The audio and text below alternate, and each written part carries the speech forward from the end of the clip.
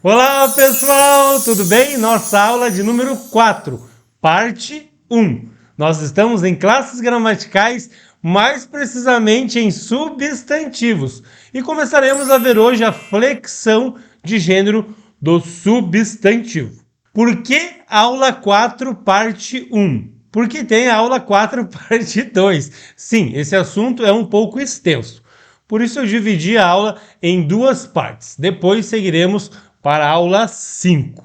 E se você ainda não se inscreveu neste canal, peço humildemente para que se inscreva. Dessa forma você nos ajuda e muito.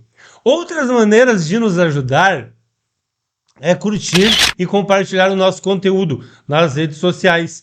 Dar joinha nos meus vídeos também ajuda bastante. Caso você queira, você pode se tornar membro deste canal. Eu agradeço de coração. Pessoal, o assunto flexão de gênero do substantivo seria muito mais fácil se o gênero fosse marcado apenas por um O ou um A no final da palavra, tal qual vocês veem na tela. Exemplo, médico, final O para o masculino e médica, final A para o feminino. Ou seja, a desinência de gênero me diria o que é masculino e o que é feminino.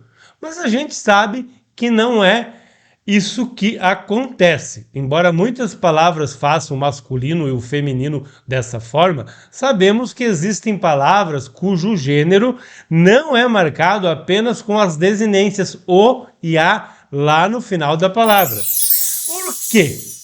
Porque na língua portuguesa existem as palavras que terminam em A e que não são femininas. Emblema e teorema, por exemplo, são masculinas e terminam em A.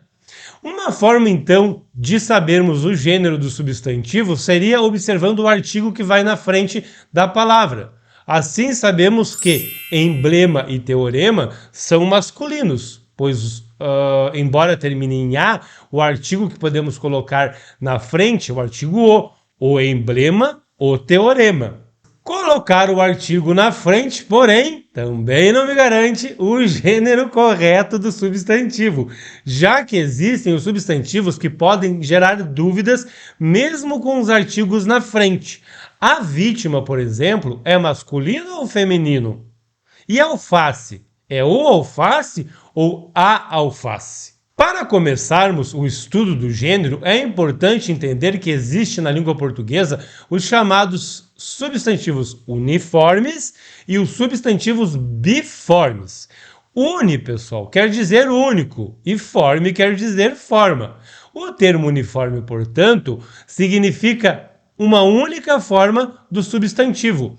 Exemplo, dentista, eu posso dizer o dentista, a dentista.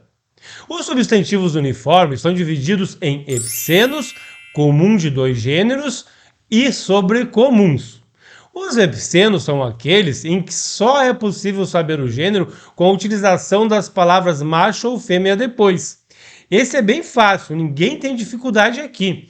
Exemplo, cobra macho, cobra fêmea. Onça macho, onça fêmea. Como vimos, dentro dos substantivos uniformes, temos os substantivos comuns de dois gêneros, que são aqueles cujo gênero é marcado por um determinante. Entenda aqui como determinante um artigo, um pronome, um numeral ou então um adjetivo.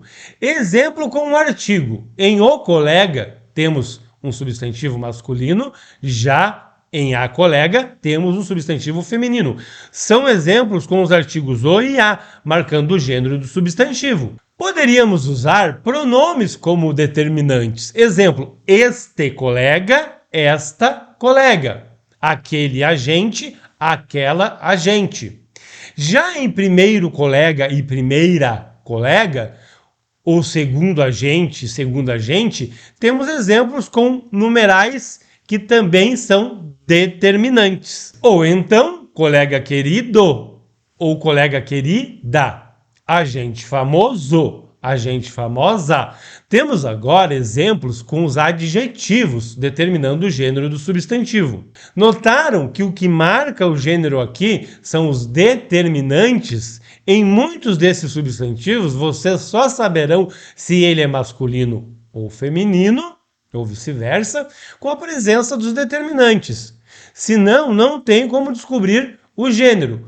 Bom, pessoal, deu para perceber que os substantivos comuns de dois gêneros são aqueles que pedem a presença do determinante para designar o gênero. Porém, como o próprio nome já diz, comum de dois gêneros, esse determinante pode estar em um dos dois gêneros, ou no masculino ou no feminino. Já os substantivos sobrecomuns são aqueles que também aceitam o artigo na frente, e esse artigo pode ser um artigo masculino ou um artigo feminino. Nossa, professor, é igual ao comum de dois gêneros. Não é igual, é parecido, tá, pessoal? Quando eu digo o dentista, todos sabem que se trata de um substantivo masculino, pois se opõe a dentista, que é feminino. Porém, quando eu digo o cônjuge, não é possível identificar o gênero só com o artigo o. O mesmo ocorre com a vítima. Nós só sabemos o gênero pelo contexto, pois são substantivos sobrecomuns, tá? O cônjuge pediu o divórcio. Pode ser um homem ou pode ser uma mulher. A vítima morreu no hospital. Pode ser um homem ou pode ser uma mulher. Para facilitar a vida de vocês, vou colocar aqui uma tabela com exemplos de substantivos comuns de dois gêneros e substantivos sobrecomuns, para que vocês vejam bem a diferença, né? Basta pausar e analisar. Vocês verão que são coisas diferentes. Vejam que nos substantivos comuns de dois, eu posso colocar o artigo o e o artigo a para designar o gênero, masculino ou feminino. Se for o, será masculino, se for a, será feminino. Já nos substantivos sobrecomuns, eu coloco ou o ou o a na frente. Um dos dois. E é mais difícil de identificar o gênero.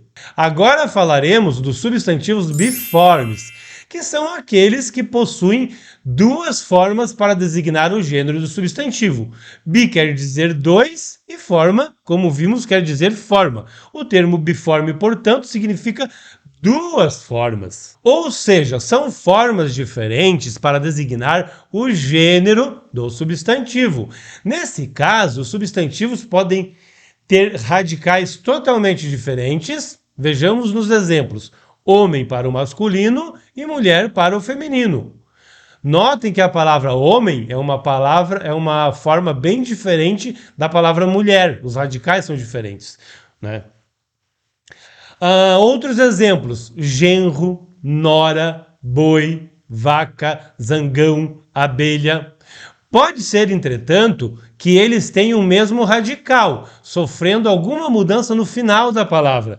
Exemplo: amigo, amiga, senador, senadora, poeta, poetisa.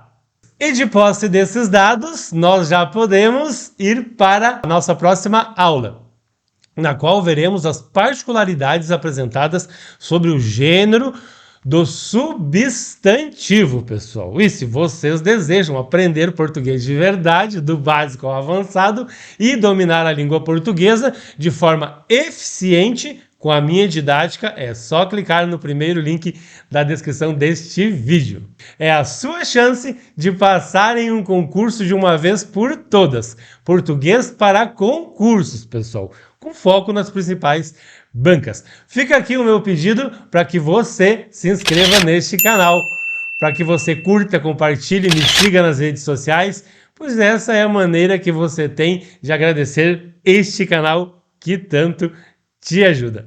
Bons estudos!